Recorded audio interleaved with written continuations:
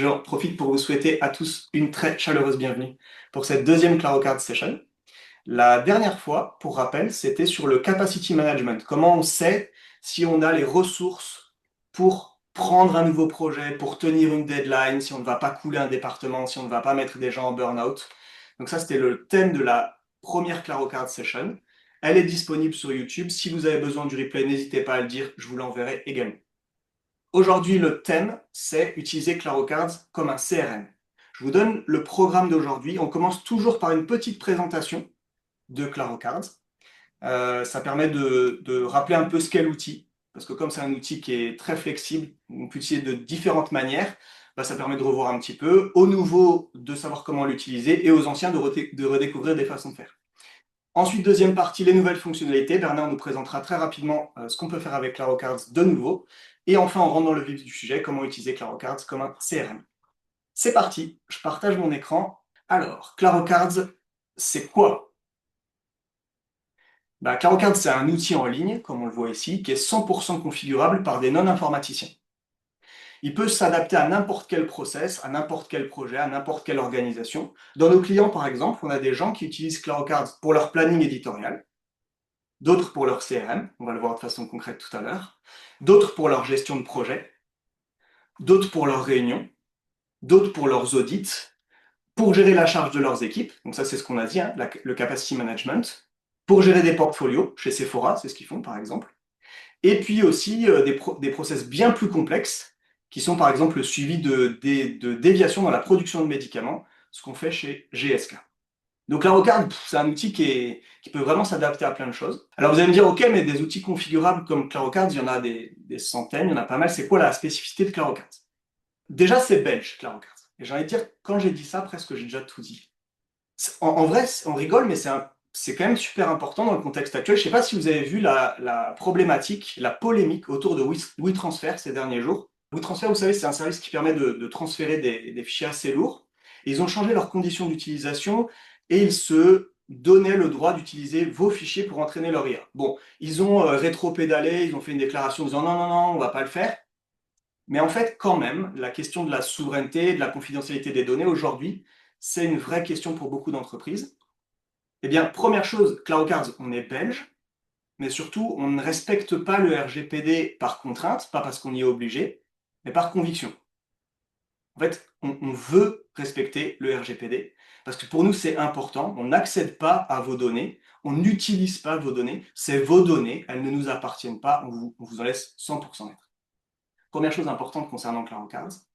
Deuxième chose, on veut vous aider à avoir plus clair dans vos données. On part du principe que, comme ici, là, la deuxième spécificité de ClaroCards, c'est vous aider à avoir clair dans vos données. Et en fait, il y a un truc tout bête, c'est que notre cerveau, il n'est pas fait pour analyser 6-7 colonnes et 300 lignes comme ça. Hein, c'est juste que il n'y a rien à faire, on n'est pas fait pour ça. Notre cerveau ne le fait pas. Et donc, ClaroCards, chez nous, on dit il y a trop d'informations. Donc, on veut vous donner plus de clarté et pas vous aider à tout suivre, mais vous aider à mieux suivre. Donc, on a mis dans ClaroCards plusieurs outils, plusieurs fonctionnalités pour aider à zoomer sur l'information, ce qu'on appelle donner la bonne info à la bonne personne au bon moment. Alors, je vous montre quelques fonctionnalités. Déjà, la première chose, c'est le vocabulaire. Ici, c'est le vocabulaire que j'ai choisi.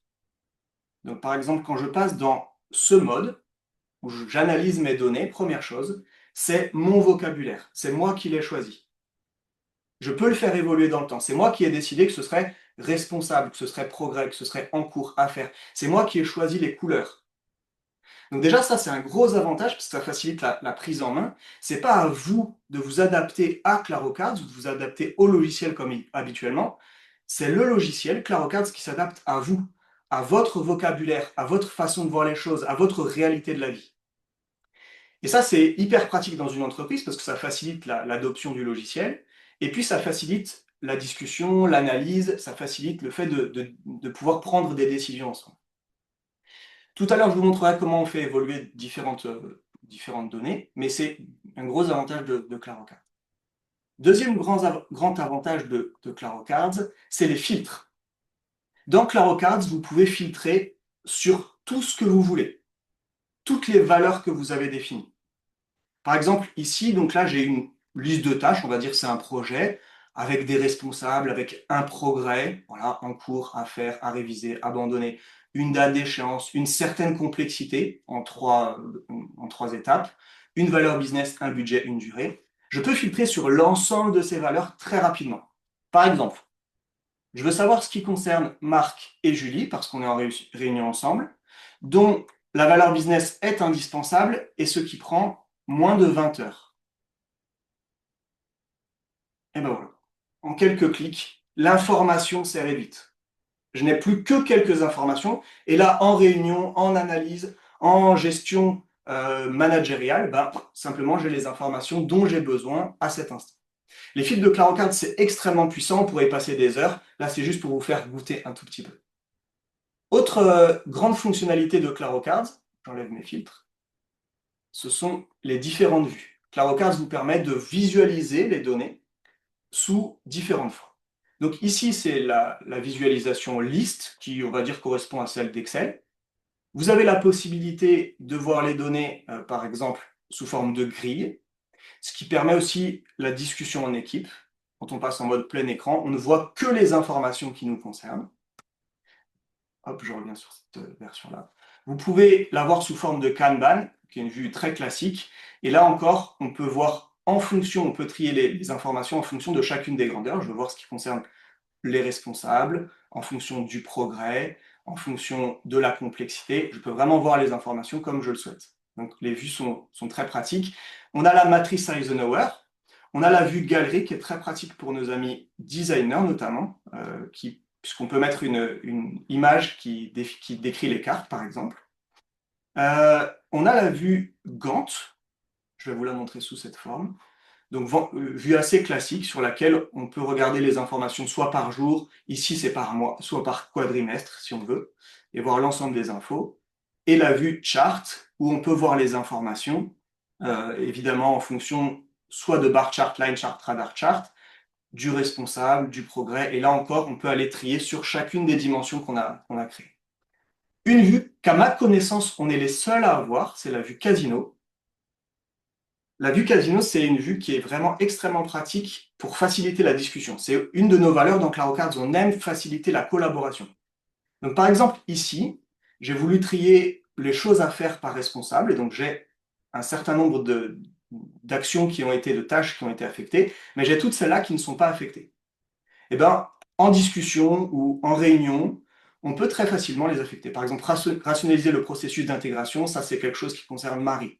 Les bulletins d'information d'entreprise, ça c'est plutôt Bernard. La stratégie narration de la marque, c'est plutôt Marc. Le programme de recommandation, ça c'est plutôt Julie. Des études de cas, c'est plutôt Caroline. Les fonctions d'accessibilité, ça c'est Jérôme, etc., etc., etc. Donc de façon très simple avec le casino, ensemble, en discussion, on peut affecter les tâches. Voilà l'ensemble des vues de Clarocard, on en a 8. Je passe là encore très rapidement, hein, c'est juste pour vous faire goûter. Et quand on combine les deux outils que je viens de vous montrer, les filtres et les vues, ben on obtient les tableaux de bord. Et en fait, c'est ce qu'on a en dessous, c'est-à-dire filtre plus vue, ça peut être enregistré dans des tableaux de bord. Ici, c'est le cas où je vois l'ensemble de mes tâches sous forme de Kanban par responsable. Et je vois en fait l'ensemble des choses qu'ils ont à faire. Je peux choisir dans Clarocards les informations qui apparaissent dans chaque tableau de bord. Par exemple, ici, on voit, j'ai la date d'échéance et j'ai le progrès. Et vous dites, mais moi, ce n'est pas ces informations-là dont j'ai besoin. Je vous montre très rapidement. Peut-être vous voulez la date d'échéance, le progrès et le budget. Et voilà, ça apparaît. Et là, on sait assez facilement. Donc là, on voit le travail en cours. On peut décider de voir un petit peu, par exemple, je vais vous montrer les cartes. On peut décider de voir, par exemple, ici, je veux savoir quelle est la charge de travail chez Marc en cours ou à faire. Bah, il a 250 heures qui lui ont été attribuées dans les trucs à faire. Donc, Clarocards vous permet aussi d'avoir une visualisation sur la charge de vos équipes, ce qu'on a équipé dans la session précédente.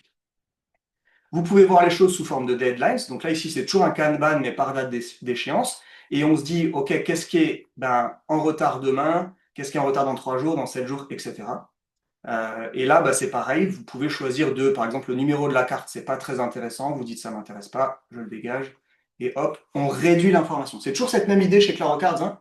quelle est l'information dont j'ai besoin à cet instant T. Ben voilà, je réduis pour n'avoir que celle-là et prendre les meilleures décisions. Dernière petite chose, évidemment, on peut bien sûr s'affecter se faire ses propres Kanban. Donc, par exemple, ça c'est le mien avec uniquement mes tâches et mon pipe. Donc là où j'en suis, je peux décider de voir les choses sous un angle différent, en me disant, tiens, j'aimerais bien voir ben, quelle est la date d'échéance, donc ce qui est en retard. Bon, ben, j'ai tout un tas de trucs qui sont très très en retard. Et puis, il y a des trucs qui sont en retard bien plus tard, donc ça me prend un peu moins la tête. Voilà une présentation rapide de ClaroCards. Vous pouvez filtrer, vous pouvez voir les données sous des angles complètement différents, et vous pouvez les enregistrer dans des tableaux de bord pour y revenir très rapidement. L'objectif, c'est toujours le même, fournir la bonne information à la bonne personne au bon moment. Si vous avez des questions sur ClaroCard, sur un peu tout ça, n'hésitez pas, mettez-les dans le chat, on y répondra à la fin du webinaire ou tout à l'heure. Voilà, ça c'était pour la première partie. Je laisse la main à Bernard pour les présentations des nouveautés. Bernard, c'est à toi. Merci Marc. Bonjour tout le monde que je n'ai pas encore vu. Je vais partager mon écran aussi. Je vais aller assez vite sur les nouveautés. Est-ce que vous voyez mon écran? Ah oui, la vue change chez moi, donc c'est un C'est peu... très bien. Parfait, super. Je vais vous montrer quelques nouveautés qui ne sont pas absolument nouvelles parce que comme c'est les vacances, il y a des choses, il y a moins de choses strictement nouvelles depuis la dernière Claro Card Session. Mais je vais vous montrer deux, trois choses qu'on a rajoutées dans les dernières semaines en tout cas. Euh, je prends un autre exemple que Marc parce que la force de Claro, c'est justement de pouvoir aborder plusieurs situations complètement différentes au sein du même outil. Et donc, Marc a montré un exemple avec des tâches, des échéances, des personnes responsables. Et ici, je vous montre un peu mon exemple favori parce qu'il a le mérite d'être réel, il n'est pas inventé, j'ai envie de dire. Mais c'est quand même de l'info publique. C'est que moi, j'utilise ClaroCart simplement pour suivre et écrire tous mes posts LinkedIn qui sont d'abord dans ClaroCart et puis que je vais mettre sur LinkedIn, pour ceux qui me suivent sur LinkedIn. Et donc ici, j'ai un projet ClaroCart qui représente chaque carte, parce que c'est très important dans ClaroCart, cette première question, c'est que représente une carte? Ben ici, une carte représente non pas une tâche, mais un post LinkedIn. Et donc si je prends euh, mon board d'écriture, ben ici, on voit mon petit processus to do, ongoing. Ça, c'est des idées que j'ai. Ça, c'est ce qui est prêt et qui va probablement apparaître dans les prochains jours. Et en donne, c'est tout ce que j'ai déjà publié, quoi. Marc alors, je vais utiliser cet exemple-ci pour vous montrer deux, trois nouveautés. Marc vous a parlé du fait que chez Claro, c'est très important pour nous de, en permanence, aider les utilisateurs à réduire l'information qu'ils voient à un moment donné. Donc, c'est de dire, dans un flot immense d'informations, on peut se faire plusieurs vues qui vont montrer la complexité du monde, mais sous une petite fenêtre plus simple, plus facile, plus visuelle. Et donc ici, dans ce processus, on aime toujours bien donner aux utilisateurs le fait de voir moins de choses, quoi. Et une des nouveautés qu'on a faites dans la vue matrice, donc ici je suis en vue matrice, on voit par date de publication comme ceci, euh, en colonne et par scope, donc c'est le sujet que je traite en ligne, donc on voit ici base de données, agilité, et vous voyez que je dois scroller assez bien. Bah, dans cette vue, on ne l'avait pas il y a encore quelques semaines. On a rajouté le fait que comme dans le Kanban, on puisse refermer les colonnes. Et donc, c'est toujours ce même principe, c'est tout simplement pour voir moins d'infos. Et si je me dis, mais je ne m'intéresse en fait pas à ce que j'ai écrit en base de données parce que j'aimerais bien voir plus bas, ben, on sait aussi à refermer les lignes maintenant, ce qui permet de nouveau d'avoir une version, par exemple, si je fais une réunion avec Marc sur mes publications LinkedIn récentes. Marc a montré tout à l'heure, hein, il y a le presenter mode, il est ici, donc c'est la touche P, hein, pour ceux qui le souhaitent. Ça, c'est pas nouveau, par contre, mais on l'utilise souvent. Quand on fait une réunion, ben, si je passe en presenter mode, avec cette possibilité maintenant de refermer des colonnes, ça permet en fait de naviguer dans l'espace de carte, de voir toujours un peu moins d'infos, en disant, ben, tiens, on va focaliser sur ceci comme une alternative à l'utilisation des filtres. Pourquoi je dis à une alternative à l'utilisation des filtres? Parce que les filtres permettent évidemment aussi, donc si je presse sur F ici, en Presenter Mode, ça ouvre le panel des filtres. Les filtres permettent évidemment aussi de filtrer l'information pour voir moins. C'est leur vraie nature, évidemment. Si je prends 2024, ben évidemment, je n'aurai pas les colonnes 2025, parce que ça n'a pas de sens, puisqu'il n'y a pas de carte en 2025. si j'ai filtré sur 2024. Donc maintenant, on a une alternative à l'utilisation des filtres et à devoir ouvrir et fermer en permanence ici. C'est tout simplement dans la matrice de simplement fermer color leading pour focaliser sur la discussion du moment, qui serait par exemple la légitimité en décembre 2024 dans l'exemple, quoi. Donc ça, c'est une des nouveautés. On continue, c'est un principe très général dans Claro et donc on continue à amener ce principe de compacter l'info à pas mal d'endroits. Je vous donne un autre exemple qui n'est pas nouveau mais qui relève de la même mécanique. Et j'aime bien, devrait faire sans doute une vidéo complète sur les fils qui sont très très puissants dans Claro. Ce même mécanisme de compactage, je vous le montre ici. Si on a beaucoup de valeurs ici le long de ce qu'on appelle une dimension, donc ça, c'est la catégorisation des cartes par scope ici, les sujets que je traite dans mes blog posts. Si je mets un filtre très fort, par exemple, je vais filtrer sur les cartes qui ont une image de couverture. On voit que comme il y a peu de cartes qui ont une image de couverture, ici j'ai toutes des valeurs. Donc là, on voit le nombre de cartes en general marketing avec évidemment une couverture. Donc si je fais ça, je vais retrouver les 5. Elles sont probablement cachées ici dans les colonnes. Voilà, on les retrouve là, les 5. Eh ben, ce principe de compactage qui existe au sein des boards pour voir moins de cartes existe aussi au sein des filtres. Donc par exemple ici, je peux mettre Hide Unused Values. Et c'est très important parce que c'est le même mécanisme pour donner moins d'infos au cerveau et aller plus directement à l'information.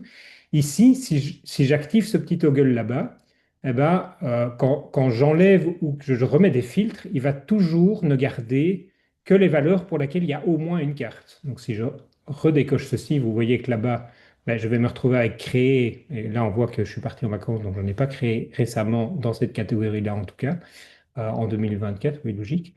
Eh ben, ici, il y a toujours des valeurs vides dans toutes ces dimensions aussi, qui peuvent en fait nous faire perdre du temps et obliger notre cerveau à avoir trop d'infos. Ben, je vous rappelle qu'à plein d'endroits dans la carte, il y a ce mécanisme de compactage qui permet, au fur et à mesure des filtres, de voir de moins en moins d'infos pour aller plus directement à la valeur qui est de retrouver la bonne info, quoi. Donc ça, c'était un grand mécanisme donc, que j'ai montré sur une nouveauté, fermer et ouvrir des colonnes ou des lignes, mais qui existe à d'autres endroits dans Claro. Une autre nouveauté qui est d'un autre ordre, mais comme ça je vous montre des choses un peu différentes. On a rajouté récemment et on va l'améliorer. Euh, Normalement, dans Claro, quand on clique sur une carte, ça ouvre tout simplement la carte dans ce grand modal-ci, ce dialogue-ci, dans lequel on retrouve tout simplement le titre de la carte, le contenu, s'il y a du contenu. Donc moi, comme c'est des publications LinkedIn, il y a à chaque fois du texte ici, et on retrouve l'ensemble des dimensions là sur la droite. On s'est rendu compte qu'il y avait des usages de tableau de bord dans laquelle, quand on clique sur la carte, en fait, c'est pas vraiment ça qu'on veut parce que dans ce tableau de bord-là, on souhaiterait par exemple éditer certaines informations. On a rajouté et on va l'améliorer dans les prochaines semaines. Donc, si vous avez des cas d'usage, ça nous intéresse fort. Si vous allez dans les board settings d'un board, vous avez maintenant ce cards behavior ici. Pour l'instant, il y a uniquement sur le clic, mais on mettra d'autres choses comme le double clic ou le clic droit ou des choses comme celle-là. Et vous pouvez décider actuellement trois petites choses très simples. Le full edit qui est celui que je vous ai montré. Mais donc, il y a maintenant le quick edit ici. Donc, si je fais maintenant, quand je clique sur une carte, plutôt que d'ouvrir le grand dialogue, il va ouvrir ce petit dialogue que vous connaissez peut-être si vous connaissez Claro, qui est le dialogue qui s'ouvre par défaut quand on crée une nouvelle carte. Donc si je crée une nouvelle carte ici, je suis normalement dans le petit dialogue et je peux ouvrir le grand avec ce bouton-ci. Ah ben, à partir de maintenant, vous pouvez décider dans un board que en fait, quand vous cliquez sur une carte, par défaut, il réouvre ce petit dialogue qui permet d'aller un peu plus vite pour changer deux, trois infos, quitte à devoir repousser sur More Details pour ouvrir le grand, quoi.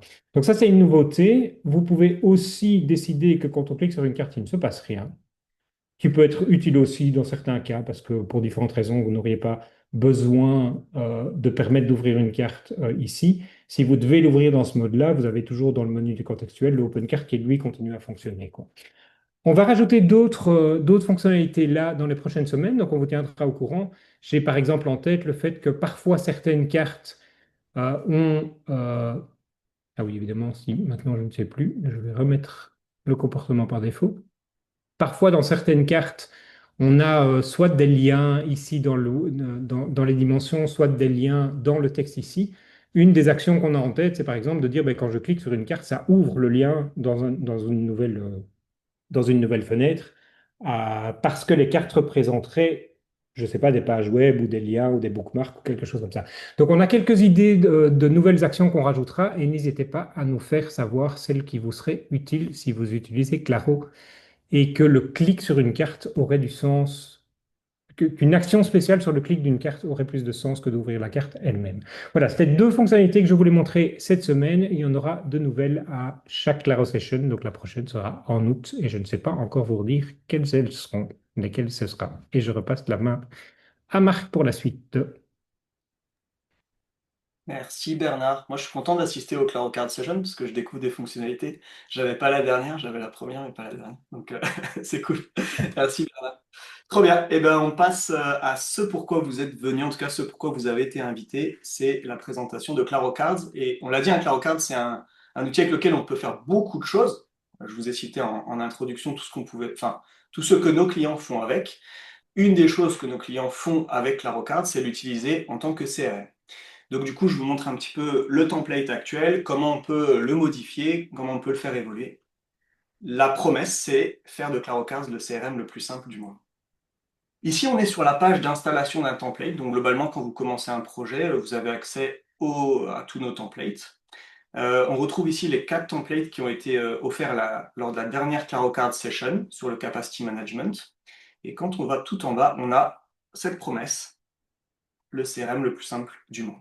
Donc je l'installe. Pour l'instant, le template est disponible uniquement en anglais. D'ici la fin de semaine, il sera disponible en français. Ok, je vous présente donc ce template CRM tel qu'il est livré. On l'a livré avec des cartes par défaut pour vous montrer un petit peu comment ça se passe. Donc des prospects par défaut. Bien sûr, vous avez la possibilité de tous les supprimer très facilement avec le CTRL A, de les sélectionner et de les supprimer. On va les garder parce qu'on va s'en servir pour la démo aujourd'hui. Comme ça vous permet de voir un petit peu comment fonctionne ce template. Par défaut, je vous rappelle que c'est vous qui décidez des valeurs dans ClaroCards. C'est vous qui définissez ce qui concerne un prospect. Donc ici, moi j'ai décidé que dans le template, il y aurait un responsable, qu'il y aurait une étape, que les étapes seraient contact, call booked, qualified, démo done, etc. Je vous montrerai comment le faire évoluer tout à l'heure. Qu'il y aurait une source, parce que ça m'intéressait à un certain moment de savoir d'où venaient les prospects, quand ce prospect a été ajouté, depuis quand il est dans cette étape et quel est son email. Voilà, c'est les informations de base que j'ai décidé de mettre. Vous pouvez décider d'ajouter plein d'autres informations. Certains de nos clients mettent le numéro de téléphone, leur adresse, d'autres grandeurs, par exemple le niveau du deal, est-ce que c'est 1 million, est-ce que c'est 500 000, etc. On va voir comment faire évoluer ça tout à l'heure. Pour rappel, dans Claro Cards, ce sont des cartes. Donc dès que je clique dessus, et ben ici, je peux inclure une description et mettre tout un tas d'informations qui me permettent d'avoir un historique de ce qui s'est passé, de ce qui s'est fait, de ce qui s'est dit, de quand je l'ai contacté, de pourquoi, etc. De garder quelques informations.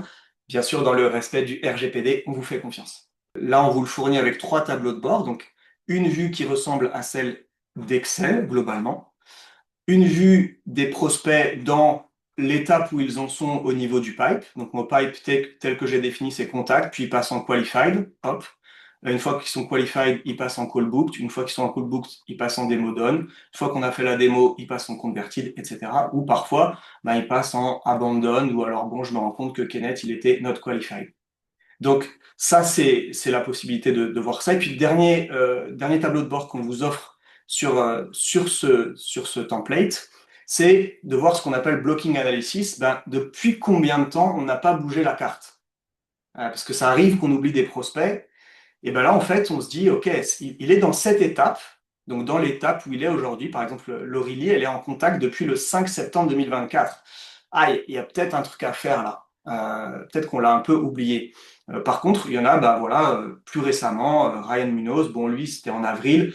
En fonction du deal, en fonction de ce qu'il y a à faire, on se dit, OK, on a peut-être un peu le temps. Ici, voilà, cette vue vous permet très rapidement de vous dire, OK, vers qui j'ai oublié, qui je dois voir, qui j'ai laissé passer à la trappe. Donc, c'est les 3 tableaux de bord qui sont fournis par défaut. Dans la présentation, on va voir comment en ajouter d'autres. Pour rappel, sur chaque tableau de bord, vous pouvez définir ce qui s'affiche. Ici, par exemple, c'est un peu nul d'avoir la date, alors qu'on a le mois, de se dire, bah, il est dans cette étape depuis le 27 juillet, alors qu'on sait que c'est en juillet. Peut-être c'est pas l'information qu'on souhaiterait avoir. Donc on peut l'enlever et se dire, ah, ce que je souhaiterais avoir peut-être, c'est la source, et plus tard, j'aimerais bien savoir le signee. Donc le responsable. Ici, on n'a qu'un, c'est moi pour l'instant, je vous montrerai comment en ajouter.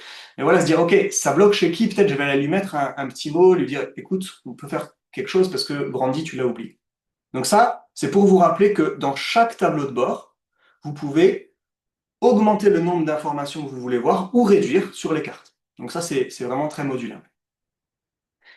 Voyons maintenant comment on adapte le pipe, le process. Là, je vous ai dit, ben, là, le pipe tel qu'il est ici, c'est contact. Ensuite, si on le regarde ici, on passe en qualified, en call booked, en demo done, en converted. Voilà. Mais vous vous dites, peut-être, moi, je suis un vendeur de biens immobiliers. Bon, moi, je n'ai pas vraiment ça à faire, hein, c'est pas du tout le même pipe. Et donc là, je vous montre comment on fait évoluer les informations et les dimensions de ClaroCards très rapidement. Donc peut-être si je suis vendeur de biens immobiliers, mon pipe, c'est, bon, contact. Effectivement, il faut que les gens rentrent en contact. Après, ce que je vais faire, c'est une estimation. Hop. Donc là, je vous montre en live comment on fait évoluer le pipe. Après, il me faut un mandat. Après, on se dit, une fois que j'ai le mandat, il faudrait que je mette le bien en ligne, par exemple. Je vais le mettre sur le bon coin, je ne sais pas. Tout ça, c'est hypothétique, mais c'est pour vous montrer comment on fait évoluer les choses très facilement. Et puis converted, ben ici pour moi c'est plutôt une vente, hein. J'ai fait la vente, les gens sont contents. Et dedans, il me manque une information, c'est le compromis. Ah, voilà, on a signé un compromis. Hop là, je vais le mettre en. Tac. Hop. Il est en ligne. Je vais changer la couleur du coup, puisque j'ai déjà. Là encore, hein, c'est vous qui avez la possibilité de modifier toutes les couleurs. Donc, la question de la traduction ne se pose pas, puisque c'est vous qui définissez. Vous voyez, là, je suis passé en français, j'ai changé le pipe et j'ai ajouté une étape. Si je retourne dans les leads by stage, donc l'étape, ben, on voit que tout s'est mis à jour automatiquement. Et évidemment, il m'a ajouté cette catégorie qui n'existait pas. La catégorie compromis, ben, je ne l'avais pas. Bon. Juste pour la démo, je vais en affecter un peu pour que ça ait du sens. Hop. Voilà. Et donc là, j'ai un certain nombre de biens qui sont passés en compromis. Donc voilà comment on fait évoluer le pipe très facilement, mais on peut le faire la même chose pour la source. Vous souhaitez ajouter une source, vous pouvez ajouter votre valeur. Vous voulez ajouter des collaborateurs, ben on va le faire ensemble, parce que moi je ne suis pas tout seul, je travaille avec d'autres. Dans notre agence immobilier, on est quatre. Avec moi, il y a Bernard. Hop. Avec nous, il y a Marie, évidemment. Hop. Et puis, il y a Julie qui travaille avec nous, et chacun a sa petite couleur. Comme ça, on peut retrouver les informations. Donc ça y est, là j'ai les différents collaborateurs avec lesquels je travaille, et je me dis, bon ben super, maintenant je voudrais quand même les affecter, parce que tout est chez Marc, là. Si on regarde les informations, on va les regarder. On va se dire, tiens, par Kanban, par exemple, et on va se dire par assignee, donc par responsable. Et là, ben oui, tout est chez Marc. Donc c'est bien, Marc, il a un peu de boulot, il a 501 cartes, ça va l'occuper. Donc Bernard Lambeau, c'est cool, c'est aussi un des gens qui veut acheter ou qui veut vendre son terrain, on va le passer à Marie. Et là, par exemple, il y a plusieurs façons d'affecter les cartes, donc je vais le faire facilement. Hop, on peut les décaler, comme ça je donne un peu de travail à mes collègues. On pourrait imaginer euh, plein de choses pour affecter les cartes beaucoup plus rapidement. Par exemple, le faire par ville, par région, par ajouter des informations comme par exemple l'estimation du bien. Par exemple, Marc pourrait gérer ce qui est en dessous de 300 000 euros et Julie ce qui est au-dessus de 2 millions. Voilà, donc là, il y a plein de façons de décider d'affecter les choses. Ici, je vous montre juste comment on peut affecter très facilement ça à différents collaborateurs. On va en mettre quelques-unes. Euh, Voilà, tac, tac, pour qu'on en ait tous un peu encore. Donc voilà comment on donne les informations d'une personne à une autre, on peut les transférer. Et là, vous dites, OK, ben moi je suis Julie et j'aimerais bien avoir que mes informations à moi. On est toujours dans cette question de Clarocase. comment donner la meilleure information, la bonne information à la bonne personne au bon moment. Donc, comment donner la meilleure information à la bonne personne au bon moment. Donc, moi, je suis Julie et je voudrais voir que les informations qui me concernent. Ben, on va ici, on choisit ceux qui concernent Julie, et Julie, elle peut voir les choses uniquement. Donc là, on va voir ça. Tac. Et elle se dit, ben, moi, je veux les voir par exemple, par étape. Voilà. Je veux voir où j'en suis. Et puis, Julie, elle se dit, moi, je veux que ce soit beau. Tiens, je vais choisir un petit fond. Ça, c'est juste pour la déco. Et elle se dit, tout ce qui n'a pas de valeur, je veux le vivre. Donc, voilà. Et là, elle voit uniquement les informations. Et elle se dit, mais j'ai trop d'infos encore sur mes cartes, là. Toujours, je continue à vous montrer, hein. Le Shiny, j'en ai pas besoin, parce que je sais que c'est pour moi. Le stage, l'étape où on en est, j'en ai pas besoin. Quand est-ce qu'elle a été créée? Pas forcément. L'email, j'ai pas besoin de l'avoir sur la carte. Hop, on réduit l'information pour n'avoir que ce qui nous concerne réellement. Et ça, on l'enregistre dans un nouveau board. Donc, qu'on va appeler, par exemple, celui-là, on va le renommer et je le recréerai tout à l'heure. On va l'appeler le Kanban Julie. Hop. Et Julie, elle va avoir ces informations ici. Elle va pouvoir... Et on peut faire la même chose pour Marc, pour Bernard, etc., etc. Et là, peut-être vous dites, OK, c'est bien parce que dans les informations, si je me recrée un nouveau board avec donc toutes les cartes, hop, on va remettre ça. Nous, ce qu'on veut voir, c'est toutes les informations sous forme de liste. Voilà, ce qu'on avait tout à l'heure. Et on se dit, mais ça c'est bien, j'ai la date, depuis quand il est dans cet état, mais il n'y a pas que ça qui m'intéresse. En fait, moi, ce que je voudrais, c'est savoir quand est-ce que je dois relancer les gens. Vous dites, bah, moi, j'aimerais bien avoir cette information-là. Et bien, on ajoute cette information, on vient ici dans les dimensions, et donc on se dit, on va ajouter une dimension qui est une due date. Je peux l'appeler date d'échéance, voilà, moi je vais l'appeler due date. Et tout de suite, on vous propose des informations par défaut, une répartition dans le temps, que vous pourrez changer. Je vous montre pas ça ici, mais c'est assez facile. Et là, bah, du coup, on va se dire, OK, maintenant, je vais, pour certaines des cartes, par exemple dans le Kanban de Julie, leur mettre une due date. Et donc, je vais dire, bon, bah, celle-là, je suis en retard, c'était pour le 1er juillet. Celle-là, je vais la voir, c'est pour le 15 juillet. Celle-là, hop, je me les mets au fur et à mesure, c'est pour demain. Hop, ça, c'est pour le 31. Il y a plusieurs façons de le faire, hein. Je vous montre juste une façon ici. Ça, c'est un peu plus tard. Ils reviennent de vacances fin août, etc. Et là, je ne veux plus les voir par étape, mais je veux les voir par due date. Et ben voilà. Julie, elle peut instantanément se dire, ah ok, qu'est-ce qui est en retard? Ah, eux, ils sont en retard. Je veux savoir ben, quand est-ce que je devais les relancer. Je vais modifier cette information et je vais me l'afficher. Ah, je devais les relancer le 1er juillet. Bon, bah là, je suis super en retard, effectivement. Ça, c'était le 18. Donc, dans 3 jours, je serai en retard. J'ai encore un peu le temps, mais c'est quelque chose que je peux faire. On peut voir les informations par mois. Bon, là, comme les cartes sont relativement récentes, on n'a que 2 mois. Par semaine, par quadrimestre, etc. Donc, on peut vraiment aller dans les informations pour toujours avoir la bonne information, celle qu'on cherche pour la bonne personne au bon moment. Dernière chose, je me dis par exemple, j'aimerais bien avoir une autre vue et voir qui convertit sur quel canal. Bon, bah, je pars toujours de cette vue où j'ai toutes mes cartes et je vais voir une charte, par exemple, donc sous forme de charte, et me dire, tiens, j'aimerais bien voir. euh, donc, ce qui a été converti, c'est uniquement ce qui est en stade vendu. Euh, et puis, ben, je vais essayer de voir les informations par e-signing et par source. Là, évidemment, comme j'ai affecté très peu de cartes, Marc, il en a beaucoup. Donc l'information nous permet quand même de voir ce qui se passe et de se dire, ah ok, Bernard, lui, il convertit pas vraiment quand c'est du cold call. Ou Marie, elle convertit pas vraiment quand c'est des leads qui viennent de social network. Peut-être que je vais devoir leur donner une formation spécifique pour les leads qui viennent par ces moyens-là. Donc là encore, Cloudcard vous permet de mener beaucoup d'analyses, on pourra aller beaucoup plus loin, et de se dire, OK, voilà là où ça bloque en termes de temps, en termes de deadline, en termes de modification de carte, mais aussi en termes de score de différentes valeurs.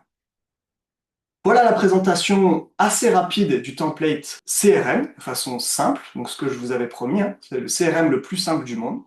Je termine juste cette ClaroCard Session avec deux choses. Première chose, vous dire merci. Merci d'être là, c'était trop chouette. Merci d'être venu. On vous enverra évidemment le replay. Il est possible que vous ayez des questions à l'avenir. Vous dites, bah oui, ok, là sur le coup, ça me paraissait assez clair. Ou non, en fait, ça me paraissait pas clair, mais j'ai gardé la question pour moi. Nous, on est super libre, donc envoyez-nous un email, réservez une démo avec nous. Voilà, envoyez-nous un message sur LinkedIn. On se fera un plaisir de répondre. Merci beaucoup d'être là. Et deuxième chose, vous avez découvert Claro Cards aujourd'hui. Pour la plupart d'entre vous, il me semble, vous le connaissiez pas, vous l'aviez jamais vu. Euh, il faut savoir que ça peut vous servir à vous, mais pas qu'à vous. Ça peut aussi vous servir à certains de vos clients. Vous pouvez vous dire, ah, mais en fait, je pense que ça pourrait être utile à tel ou tel client pour sa gestion de projet, pour son planning éditorial, pour peut-être pas la déviation dans la production de médicaments, à moins que vous ayez des clients dans le pharma, pourquoi pas. Mais voilà, pour tout un tas de choses que Clarocard sait faire, eh bien, n'hésitez pas à en parler. On a un contrat d'apport d'affaires. Donc, nous, on se fait un plaisir de rémunérer les gens qui nous apportent des clients.